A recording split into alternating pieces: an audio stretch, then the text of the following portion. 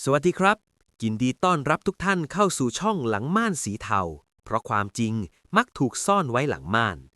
เรื่องราวในวันนี้ผมจะพาทุกคนไปสำรวจเบื้องลึกของความกตัญญูที่กลายเป็นความเจ็บปวดอย่างที่สุดเมื่อความเชื่อใจถูกทำลายด้วยคำว่าคนรู้จัก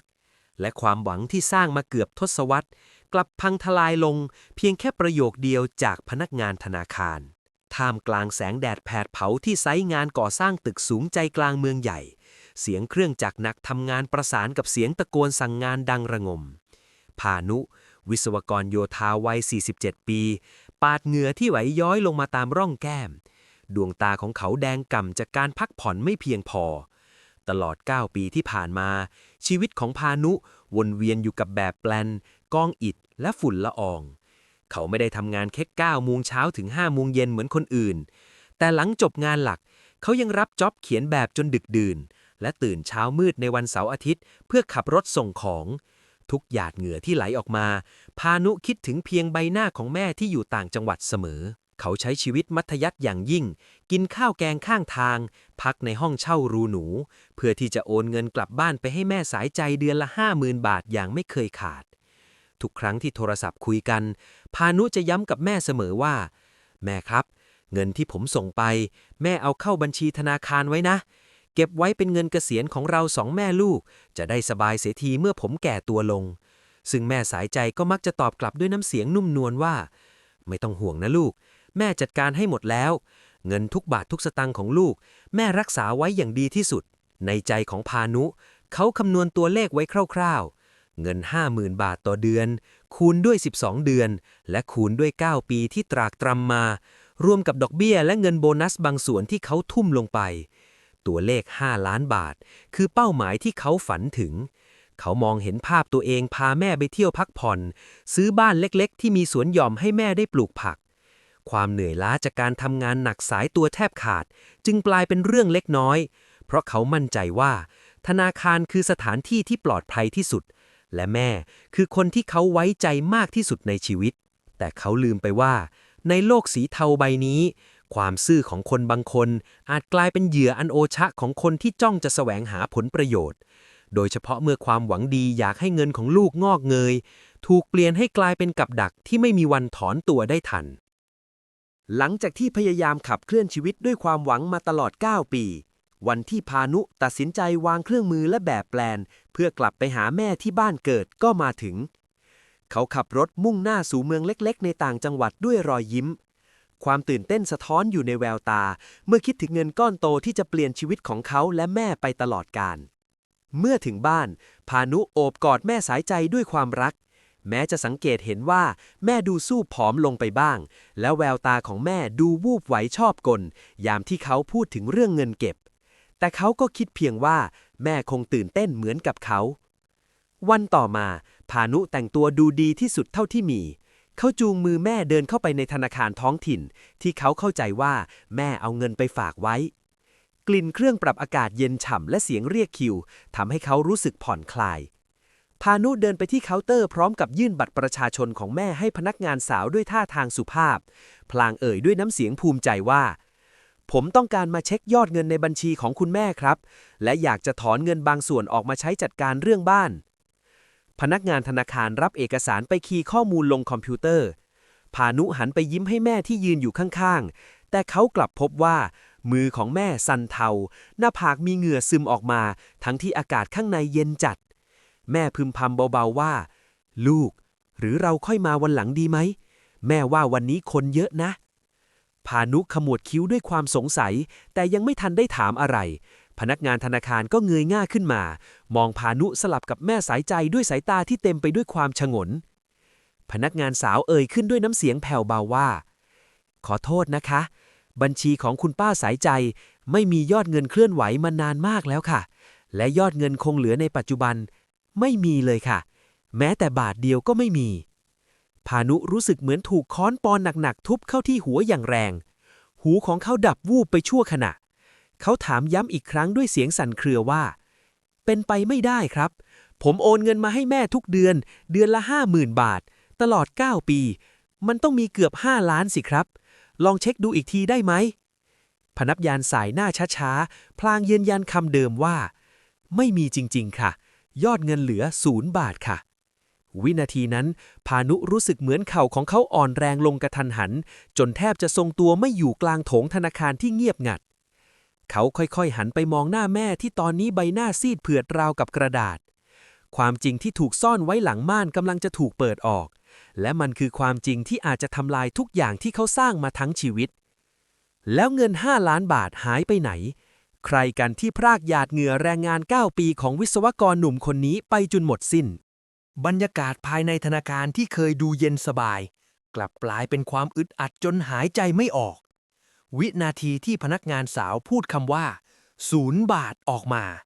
มันเหมือนกับโลกทั้งใบของพานุหยุดหมุนไปชั่วขณะเสียงอื้ออึงในหูดังแว่วจนเขาไม่ได้ยินเสียงรอบข้างไปครู่หนึ่งสายตาของวิศวกรวัย47 ปีที่ผ่านร้อนผ่านหนาวมาสารพัดคุมงานก่อสร้างตึกสูงระฟ้ามานับไม่ถ้วนบัดนี้กลับดูเลื่อนลอยและสับสนอย่างที่สุดเขาค่อยๆหันไปมองแม่สายใจที่ยืนตัวสั่นงันงกอยู่ข้างกายใบหน้าของหญิงชราที่เขาเคารพรักที่สุดตอนนี้ซีดเผือดเหมือนคนจะเป็นลมมือที่เหี่ยวย่นตามกาลเวลาพยายามจะคว้าขอบเคาน์เตอร์ธนาคารไว้เพื่อไม่ให้ตัวเองล้มพับลงไปพานุพยายามเค้นเสียงออกมาจากลำคอที่แห้งผากเขาถามพนักงานด้วยน้ำเสียงที่สั่นเครือว่าเป็นไปไม่ได้ครับผมโอนเงินเข้าบัญชีนี้ทุกเดือนจริงๆผมมีหลักฐานการโอนในแอปพลิเคชันทุกอย่างพนักงานธนาคารสายหน้าด้วยความเห็นใจพร้อมกับอธิบายว่ามีรายการโอนเงินเข้ามาจริงค่ะคุณลูกค้าแต่มันมีการถอนออกไปเกือบจะทันทีในทุกๆครั้งที่เงินเข้าและยอดล่าสุดถูกถอนออกไปเมื่อหลายเดือนก่อนจนหมดบัญชีแล้วค่ะคำยืนยันนั้นเหมือนสายฟ้าที่ฟาดลงมากลางใจของพานุความเหนื่อยล้าจากการทำงานหนักมาตลอด9 ปีความอดทนต่อแสงแดดแผดเผาความเจ็บปวดจากการไม่ได้พักผ่อนทั้งหมดนั้นมันพุ่งกลับมาทำร้ายเขาในรูปแบบของความว่างเปล่าเขามองดูมือตัวเองมือที่หยาบกร้านจากการทำงานหนักมือที่เคยภูมิใจว่าส่งเงินกลับมาสร้างอนาคตให้แม่ได้เดือนละ 50,000 บาทแต่ในวันนี้มือคู่นี้กลับคว้าได้เพียงอากาศธาตุพานุหันไปหาแม่สายใจอีกครั้งคราวนี้เขาไม่ได้ถามด้วยความโกรธแต่ถามด้วยความเจ็บปวดที่ลึกสุดใจว่าแม่ครับเงินหายไปไหนหมดแม่เอาเงินไปทำอะไรบอกผมมาเถอะครับหญิงชราเริ่มสะอื้นไห้ออกมากลางธนาคารเสียงร้องไห้ของเธอเป็นเสียงที่เต็มไปด้วยความรู้สึกผิดและความหวาดกลัวเธอเอาแต่พร่ำบอกว่าแม่ขอโทษแม่แค่อยากให้ลูกมีเงินเยอะกว่าเดิมเขาบอกว่าฝากกับเขาแล้วจะได้ดอกเบี้ยเยอะกว่าที่นี่แม่หวังดีจริงๆนะพานุในเชิงจิตวิทยานี่คือภาพสะท้อนของความเปราะบางในจิตใจของผู้สูงอายุที่อยู่ตามลำพังความเหงาและความปรารถนาที่จะเป็นส่วนหนึ่งในการช่วยแบ่งเบาภาระลูกหลานทำให้พวกเขามักจะตกเป็นเหยื่อของคำลวงที่ห่อหุ้มด้วยความหวังดีแม่สายใจไม่ได้ตั้งใจจะทำลายอนาคตของลูกชายแต่ความไม่รู้เท่าทันโลกสีเทาที่ซ่อนอยู่หลังหน้ากากของคนรู้จักกลายเป็นอาวุธร้ายที่ทิ่มแทงหัวใจของลูกกตัญญูคนนี้อย่างเลือดเย็นพานุพยุงแม่เดินออกจากธนาคารด้วยท่าทางเหมือนคนไร้วิญญาณเขายังไม่รู้เลยว่าสิ่งที่รอเขาอยู่ที่บ้านจะเป็นความจริงที่โหดร้ายยิ่งกว่าความว่างเปล่าในบัญชีซะอีกและคนรู้จักที่แม่พูดถึงนั้นแท้จริงแล้วคือใครกันแน่ที่กล้าเหยียบย่ำหยาดเหงื่อแรงงานของคนอื่นได้ถึงขนาดนี้รอยล้อรถที่บดลงบนถนนลูกรังเข้าสู่หมู่บ้านดูหนักอึ้งกว่าทุกครั้งที่พานุเคยขับกลับมาภายในรถไม่มีบทสนทนาใดๆมีเพียงเสียงสะอื้นเบาๆของแม่สายใจที่ดังสลับกับเสียงถอนหายใจยาวของพานุเมื่อถึงบ้านไม้หลังเก่าที่เคยเป็นสถานที่ที่เขารู้สึกอบอุ่นที่สุดบัดนี้เขากลับรู้สึกเหมือนมันเป็นกรงขังที่เต็มไปด้วยความลับพานุพาแม่ไปนั่งที่แคร่ไม้หน้าบ้านก่อนจะคุกเข่าลงต่อหน้าท่านเขาพยายามข่มอารมณ์ที่ปั่นป่วนในใจเพื่อที่จะรับฟังความจริงทั้งหมดแม่ครับเล่าให้ผมฟังทีเถอะใครเป็นคนชักชวนแม่แล้วเงินที่ผมส่งมา9 ปีมันไปอยู่ที่ไหนหมดพานุถามด้วยน้ำเสียงที่พยายามให้ราบเรียบที่สุดแม่สายใจค่อยๆหยิบกระดาษจดบันทึกเก่าๆเล่มหนึ่งออกมาจากหีบไม้ที่เก็บไว้ใต้เตียง มันไม่ใช่สมุดบัญชีธนาคารที่มีตราประทับถูกต้อง แต่มันคือสมุดปกอ่อนธรรมดาที่เต็มไปด้วยลายมือขยุกขยิกจดบันทึกตัวเลขยอดเงิน 50,000 บาทในทุกๆเดือนพร้อมกับดอกเบี้ยที่ระบุไว้สูงหลิ่วจนดูเกินจริงหญิงชราบอกว่าคนที่มาชักชวนคือสุรีเพื่อนบ้านที่รู้จักกันมาหลายสิบปีสุรีใช้ความสนิทสนมและคำพูดที่ดูภูมิฐานเข้ามาตีสนิทในช่วงที่พานุไม่อยู่บ้านโดยอ้างว่าสงสารที่พานุต้องทำงานหนักอยากให้พานุได้เกษียณเร็วขึ้นถ้าแม่เอาเงินมาลงกับเธอเงิน5 ล้านอาจจะกลายเป็น10 ล้านได้ในเวลาไม่กี่ปีด้วยความซื่อและอยากเห็นลูกชายสบายแม่สายใจจึงแอบถอนเงินที่พานุโอนมาในทุกๆเดือนไปส่งให้สุรีโดยไม่ได้บอกให้ลูกชายรู้แม้แต่น้อยในช่วงปีแรกๆสุรียังจ่ายเงินที่อ้างว่าเป็นดอกเบี้ยกลับมาให้แม่สายใจเห็นเป็นเงินสดจำนวนหนึ่งเพื่อสร้างความเชื่อมั่นจนหญิงชรายิ่งวางใจและทุ่มเงินเก็บทั้งหมดลงไปโดยไม่มีข้อสงสัยพานุเปิดอ่านสมุดบันทึกเล่มนั้นด้วยมือที่สั่นเทายอดเงินที่เขาคำนวณไว้ว่าควรจะมี5 ล้านบาทในสมุดกลับถูกเขียนสะสมไว้จนกลายเป็น7 ล้านบาทแต่มันเป็นเพียงตัวเลขบนกระดาษที่ไม่มีค่าอะไรเลยเขาเริ่มมองเห็นภาพการฉ้อโกงที่แยบยลสุรีใช้สิ่งที่เรียกว่าความไว้วางใจมาเป็นเครื่องมือในการรีดไถหยาดเหงื่อของเขาผ่านความรักของแม่นี่คือกลไกทางจิตวิทยาที่มิจฉาชีพใช้ทำร้ายสถาบันครอบครัวอย่างรุนแรงที่สุดเมื่อความหวังถูกเปลี่ยนเป็นความโลภและความโลภถูกเปลี่ยนเป็นเครื่องสังเวยความฉิบหายพานุถามต่อว่าแล้วตอนนี้สุรีอยู่ที่ไหน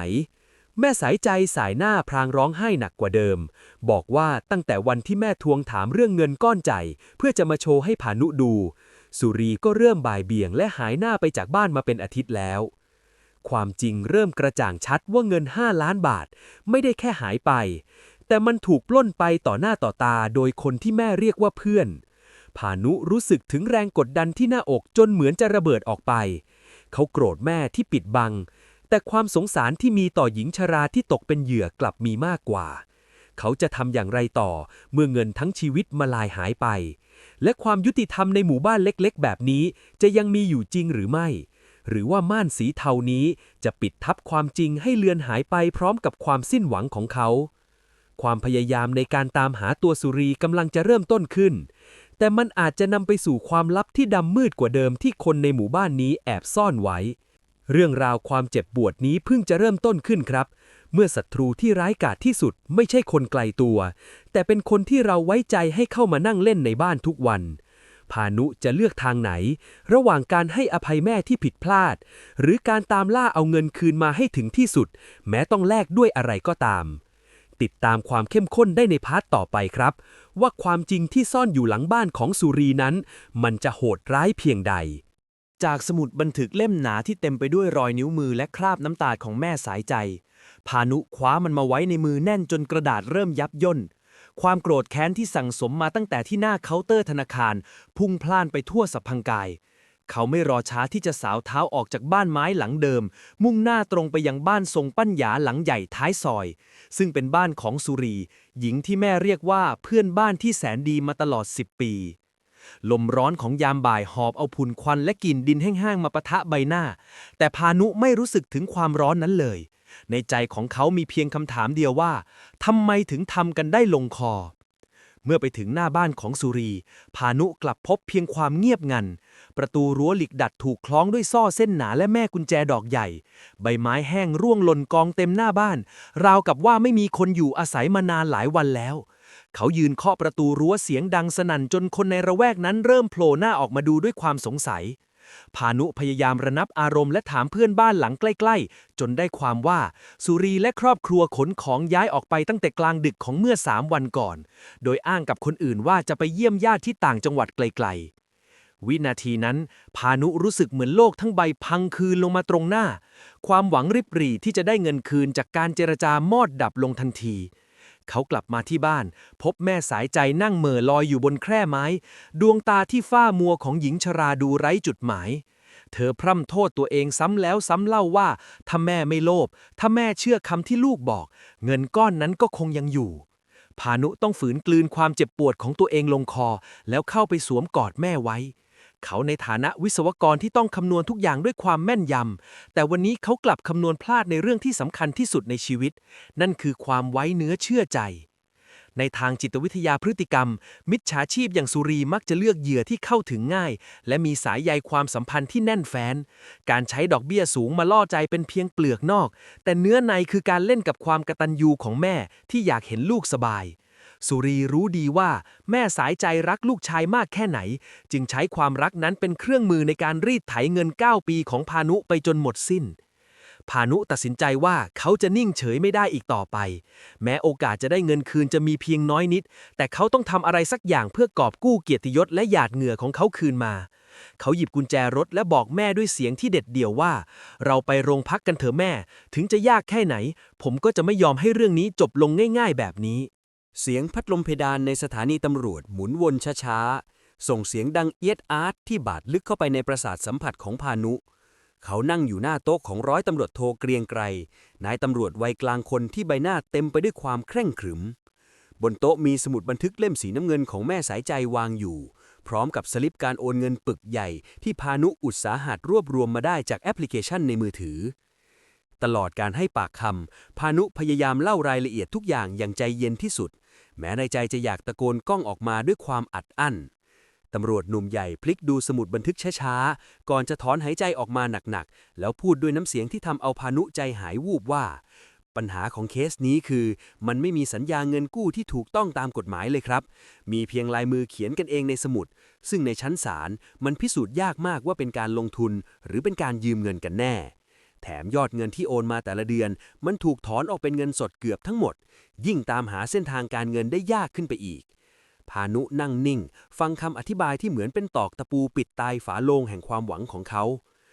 มองดูแม่ที่นั่งสะอึกสะอื้นอยู่ข้างๆพลางคิดถึงชีวิต9 ปีที่ผ่านมาในไซต์งานก่อสร้างคิดถึงวันที่เขาต้องยืนคุมงานท่ามกลางพายุฝนคิดถึงมื้ออาหารที่ประหยัดจนเกือบจะเรียกว่าการทรมานตัวเองเพื่อที่จะให้มีเงินโอนกลับมาบ้านได้ครบตามจำนวนทุกวินาทีที่เขาทำงานหนักมันถูกแปลเปลี่ยนเป็นตัวเลขในสมุดไร้ค่าเล่มนี้เพื่อไปปรนเปรอชีวิตที่หรูหราของมิจฉาชีพในคราบเพื่อนบ้านความอายุติธรรมนี้มันกัดกินหัวใจเขาจนแทบจะกลายเป็นจุลเลยร้อยตำรวจโทเกรียงไกรบอกต่อว่าตอนนี้มีผู้เสียหายในหมู่บ้านทยอยมาแจ้งความเรื่องสุรีเพิ่มขึ้นอีกหลายรายรวมๆแล้วมูลค่าความเสียหายน่าจะเกิน10 ล้านบาทนี่ไม่ใช่แค่การโกงเงินคนคนเดียวแต่มันคือขบวนการแชร์ลูกโซ่ขนาดย่อมที่อาศัยความเชื่อใจของคนในชุมชนพานุเริ่มตระหนักว่าเขาไม่ได้สู้กับแค่สุรีคนเดียวซะแล้วแต่เขากำลังเผชิญหน้ากับความเน่าเฟะของสังคมที่คนรู้จักกลับกลายเป็นงูเห่าที่แว้งกัดคนที่หวังดีที่สุดก่อนจะลุกออกจากสถานีตำรวจพานุได้รับสายโทรศัพท์จากเบอร์แปลกเบอร์หนึ่งเมื่อเขากดรับเสียงลึกลับปลายสายกลับทำให้เขาต้องกำหมัดแน่นเสียงนั้นบอกเพียงว่าอย่าเสียเวลาตามหาเงินเลยเพราะเงินน่ะมันไปไกลกว่าที่แกจะตามถึงแล้วและถ้ายังอยากให้แม่ใช้ชีวิตบ้านปลายอย่างสงบก็เลิกยุ่งเรื่องนี้เสียเถอะคำขู่คุกคามนี้กลับกลายเป็นน้ำมันที่ราดลงบนกองไฟแห่งความแค้นพานุหันไปมองหน้าแม่สายใจที่ดูแก่ชราลงนับ10 ปีในเวลาไม่กี่วันเขาตัดสินใจแล้วว่าไม่ว่าปลายทางของเรื่องนี้จะเป็นอย่างไรเขาจะไม่ยอมให้ม่านสีเทานี้ปกปิดความชั่วร้ายไว้ได้อีกต่อไปหลังจากเสียงลึกลับที่โทรมาข่มขู่ปลายสายดับวูบไปพานุยังคงนั่งนิ่งอยู่ในรถที่จอดอยู่ริมถนนเปลี่ยวมือที่กุมพวงมาลัยสั่นเทาด้วยความโกรธที่ปนไปกับความกังวลเสียงลมพัดหวีดหวิวประทะกระจกรถเหมือนจะตอกย้ำความอ้างว้างในใจของเขาคำขู่ที่บอกให้เลิกยุ่งถ้าอยากให้แม่ใช้ชีวิตอย่างสงบมันไม่ใช่แค่คำขู่ลอยๆแต่มันคือการประกาศสงครามกับหยาดเหงื่อแรงงาน9 ปีของเขาพานุหลับตาลงภาพไซต์งานที่เขาต้องตากแดดตากฝนภาพมือที่แตกร้านจากการคุมงานก่อสร้างพุ่งเข้ามาในหัวอย่างต่อเนื่องเขาจะยอมแพ้ไม่ได้แต่เขาก็จะปล่อยให้แม่ตกอยู่ในอันตรายไม่ได้เช่นกัน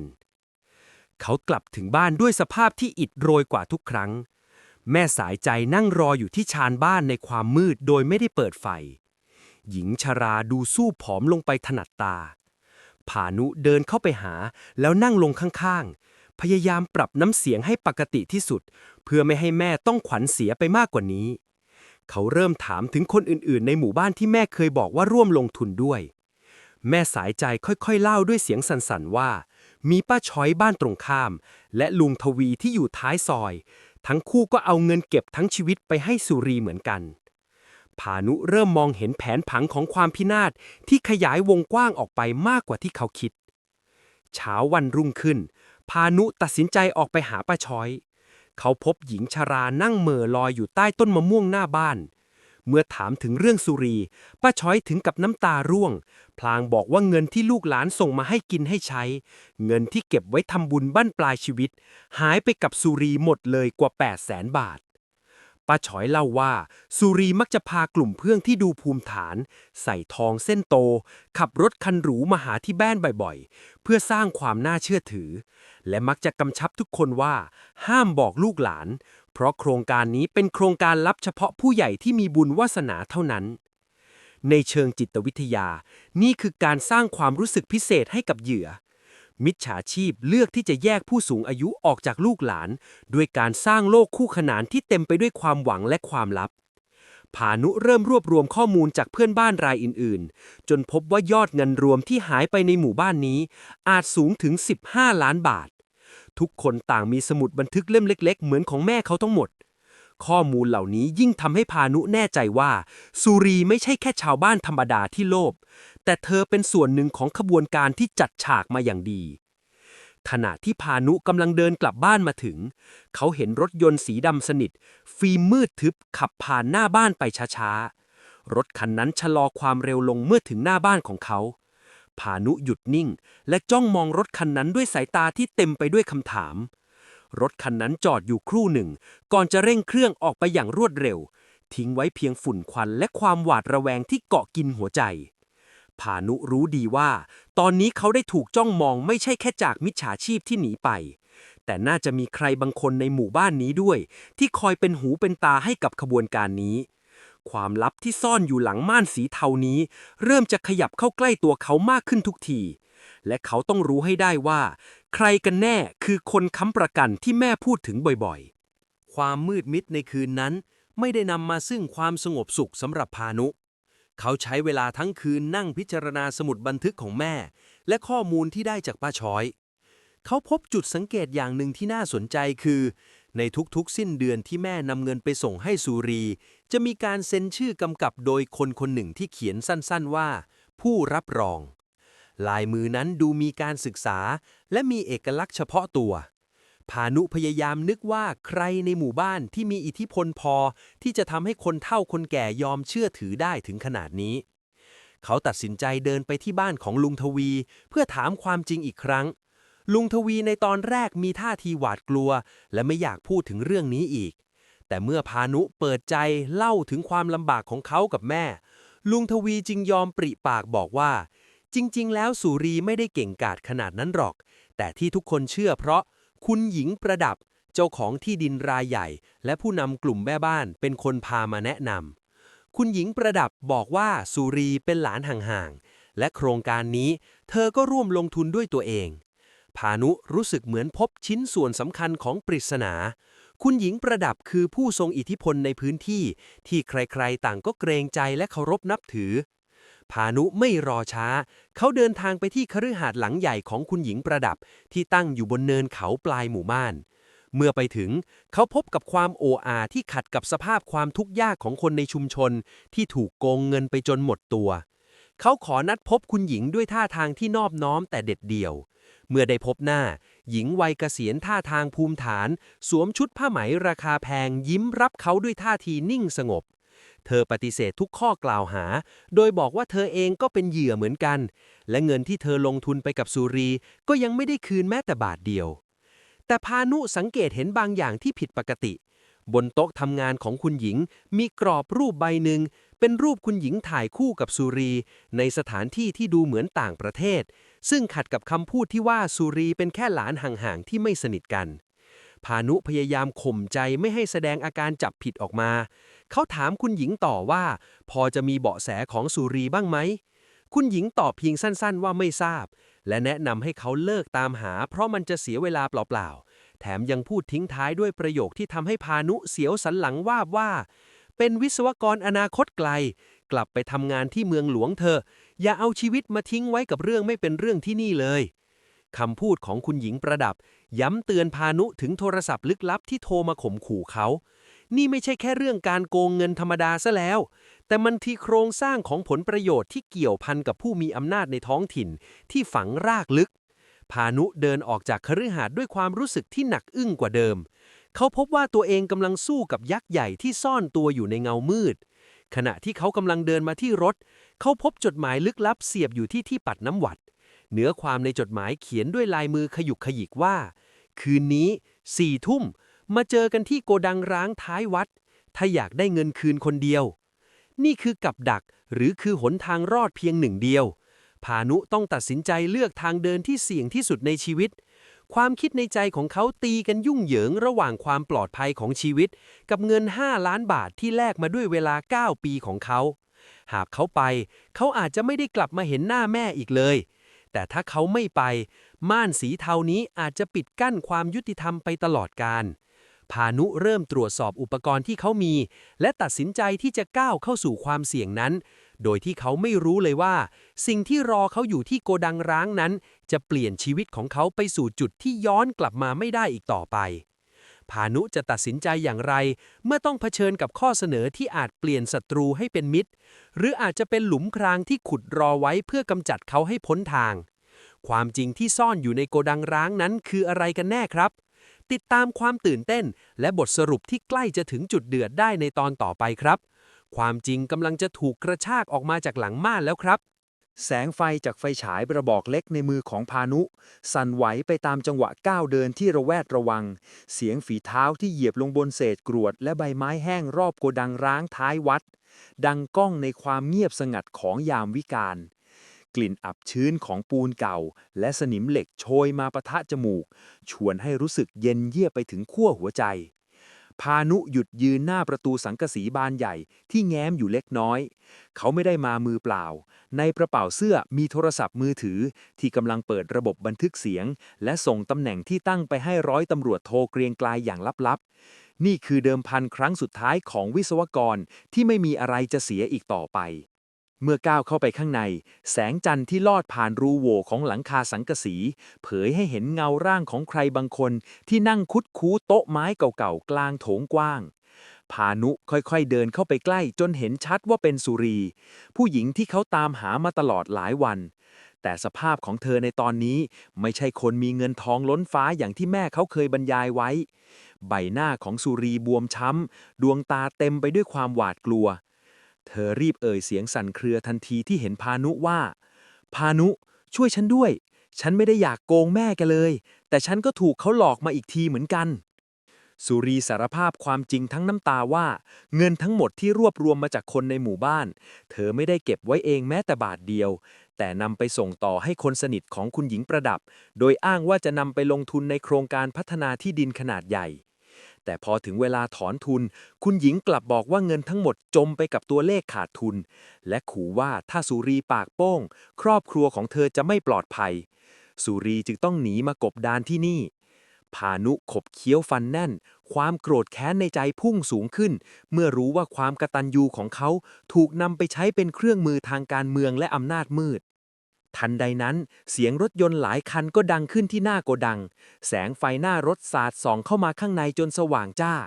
พานุใจหายวูบเขาเห็นร่างชายชะกันหลายคนก้าวลงจากรถหนึ่งในนั้นคือชายชุดดำที่เขาเห็นหน้าบ้านเมื่อวันก่อนพวกมันเดินเข้ามาพร้อมกับท่าทางคุกคามชายคนหนึ่งเอ่ยขึ้นด้วยน้ำเสียงเหี้ยมเกรียมว่าบอกแล้วใช่ไหมว่าอย่ามายุ่งเรื่องนี้ในเมื่อพูดดีๆไม่ฟังก็คงต้องใช้วิธีอื่นพานุรวบรวมความกล้าพยุงสุรีให้ลุกขึ้น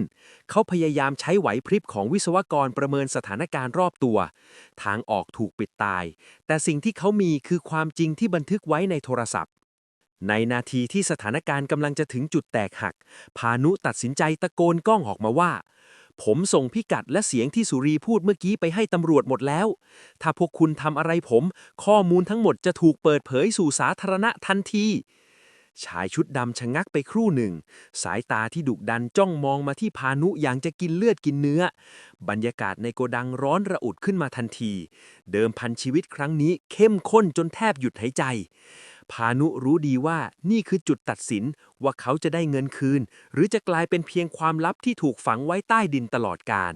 ความเงียบที่ปกคลุมโกดังร้าง ถูกทำลายลงด้วยเสียงไซเรนของรถตำรวจที่ดังใกล้เข้ามาเรื่อยๆชายชะกันกลุ่มนั้นเห็นท่าไม่ดีจึงรีบกุลีกุจอขึ้นรถหวังจะหลบหนีแต่ทว่าร้อยตำรวจโทเกรียงไกรและทีมเจ้าหน้าที่ได้วางกำลังปิดล้อมทางออกไว้หมดแล้วการปะทะกันสั้นๆจบลงด้วยการควบคุมตัวสมุนของคุณหญิงประดับได้ทั้งหมดพร้อมกับสุรี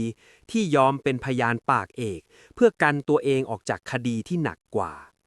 พานุยืนพิงเสาปูนอย่างหมดแรงหยาดเหงื่อที่ไหลซึมออกมาในคืนนี้ไม่ใช่หยาดเหงื่อจากการทำงานหนักแต่มันคือหยาดเหงื่อของการต่อสู้เพื่อความถูกต้องหลายสัปดาห์ต่อมา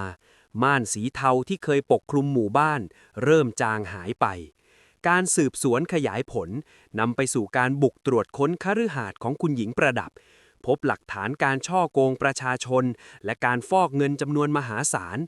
ทรัพย์สินทั้งหมดของคุณหญิงประดับถูกสั่งอายัดเพื่อนำมาเฉลี่ยคืนให้แก่ผู้เสียหายแม้เงิน5 ล้านบาทของพานุจะไม่ได้กลับคืนมาครบทั้งหมดในทันทีแต่อย่างน้อยเขาก็สามารถทวงคืนความยุติธรรมให้กับแม่และเพื่อนบ้านได้สำเร็จคุณหญิงประดับที่เคยเชิดหน้าชูตาในสังคมบัดนี้กลับต้องเดินเข้าคุกด้วยใบหน้าที่หม่นหมองเป็นภาพสะท้อนของกรรมที่เกิดจากการเบียดเบียนหยาดเหงื่อแรงงานของคนยากไร้พานุกลับมานั่งที่แคร่ไม้หน้าบ้านหลังเดิมอีกครั้งเขาหันไปมองแม่สายใจที่ตอนนี้เริ่มกลับมายิ้มได้แม้จะยังมีความเศร้าปนอยู่ในแววตาหญิงชรากุมมือลูกชายไว้แน่นแล้วพูดว่าแม่ขอโทษนะลูกที่ทำให้เงิน9 ตีของลูกต้องหายไปพานุสายหน้าช้าๆแล้วตอบกลับด้วยน้ำเสียงที่อ่อนโยนว่าเงินทองมันหาใหม่ได้ครับแม่แต่บทเรียนครั้งนี้มันเตือนให้เรารู้ว่าสิ่งที่สำคัญที่สุดไม่ใช่ตัวเลขในบัญชีแต่คือการที่เรายังมีกันและกันและการที่เราต้องใช้ชีวิตอย่างมีสติไม่ประมาทกับคำลวงที่สวยหรูบทสรุปของเรื่องนี้สอนให้รู้ว่าความกตัญญูเป็นสิ่งประเสริฐแต่ต้องมาคู่กับความช่างสังเกตและการสื่อสารภายในครอบครัวผู้สูงอายุที่อยู่ลำพังมักตกเป็นเหยื่อได้ง่ายหากเราปล่อยให้ช่องว่างของการพูดคุยกว้างเกินไป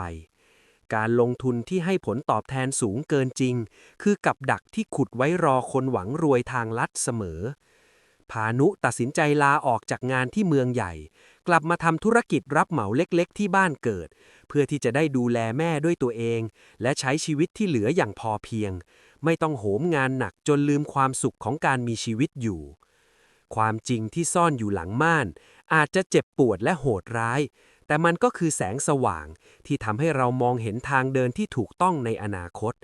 เมื่อเรากล้าที่จะกระชากม่านนั้นออกเราจะพบว่าความจริงใจและความซื่อสัตย์คือสมบัติที่ยั่นยืนที่สุดวันนี้พานุอาจจะไม่ได้เป็นเศรษฐีเงินล้านตามที่หวังไว้แต่เขากลายเป็นคนที่มั่งคั่งด้วยความสบายใจและความสงบสุขในบั้นปลายชีวิตอย่างแท้จริง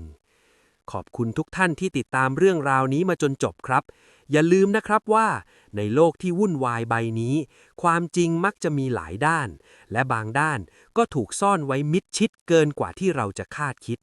สำหรับวันนี้ต้องลาไปก่อนพบกันใหม่ในเรื่องราวถัดไปเพราะความจริงมักถูกซ่อนไว้หลังม่านกับช่องหลังม่านสีเทาสวัสดีครับ